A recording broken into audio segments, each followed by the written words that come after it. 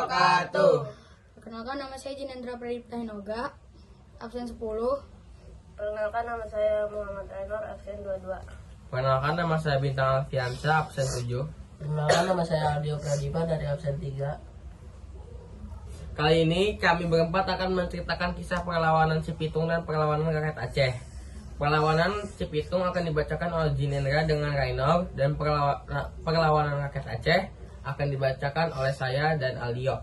Yang pertama, kami akan menceritakan kisah perlawanan Cipitung. Cipitung, pahlawan rakyat Betawi. Cipitung adalah tokoh legendaris Betawi yang dikenal sebagai pembela rakyat kecil melawan ketidakadilan pada masa penjajahan Belanda. Ia berasal dari Rawabelong dan sejak kecil belajar mengaji serta ilmu bela diri. Melihat ketidakadilan, Cipitung mencuri harta dari orang kaya yang tamak dan membagikan kepada rakyat miskin.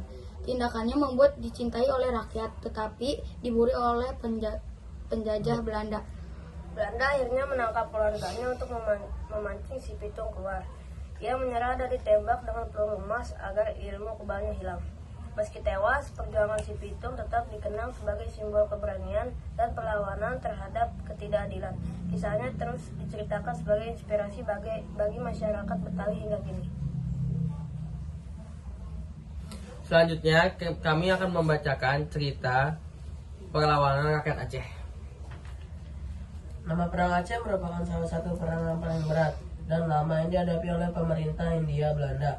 Perang tersebut berlangsung selama 40 tahun. Perang Aceh berawal dari keinginan pemerintah Hindia Belanda untuk menguasai wilayah kekuasaan Kesultanan Aceh. Berapa faktor yang mendorong keinginan Hindia Belanda tersebut? A. Pemerintah Hindia Belanda ingin memperluas wilayah kekuasaannya di Nusantara. B. Sejak pembukaan terusan Suez, jalur pelayaran internasional di Selat Malaka makin ramai. C. Pemerintah Hindia Belanda ingin memaksimalkan penerapan undang-undang agraria yang membuka keran investasi asing di Nusantara. Pemerintah Hindia Belanda menyerang Kesultanan Aceh secara terbuka untuk pertama kalinya pada tanggal 5 April 1873 dengan 3.000 tentara yang dipimpin oleh Jenderal Kohler. Kemudian Jenderal Kohler tewas di karangan Masjid Raya. Pada bulan November di tahun yang sama, Belanda kembali menyerang Kesultanan Aceh dengan kekuatan 13.000 tentara. Serangan tersebut dipimpin oleh Letnan Jenderal Van Swisten dan berhasil merebut istana Sultan Aceh. Namun Sultan Mahmud Shah II berhasil menyelamatkan diri ke Leung Bata. Namun beliau meninggal karena wabah kolera pada tahun 1874. Setelah meninggalnya Sultan Mahmud Shah II, Muhammad Daud Shah diangkat menjadi Sultan Aceh bersama dengan Tuanku Hashim Bantamuda sebagai pemangku Sultan, karena Sultan masih di bawah umur pada saat itu. Serangan terhadap pos-pos Belanda tetap dilakukan oleh Laskar Aceh yang dipimpin oleh Tuanku Hashim, Panglima Kolem Iskandar Muda Kuala, dan Tengku Cik Ditiro.